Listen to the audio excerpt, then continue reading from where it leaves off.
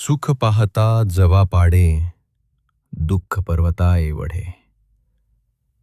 तुकाराम महाराज सांगतात, एखाद्या दिवशी एखादी गोष्ट नीट झाली आणि त्याच दिवशी एखादी गोष्ट बिघडली, तरी मन नीट झालेल्या गोष्टीकडे फारसं पाहत नाही आणि बिघडलेल्या गोष्टीवरच अडकून बसतं.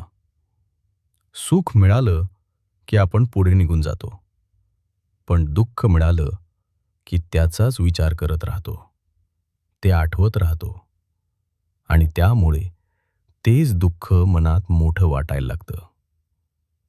खरं तर सुख आणि दुःख दोन्ही सारख्याच वजनाचे असतात, पण आपण स्वतःच दुःखाला जास्त महत्त्व देतो आणि त्यामुळे आयुष्य जड करून घेतो.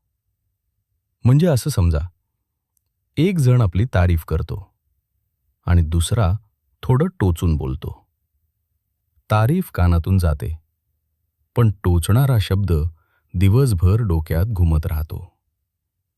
सुख आणि दुःख समोरासमोर असतानाही आपण दुःखालाच उचलून धरतो आणि तेच पर्वतासारखं मोठं करून टाकतो.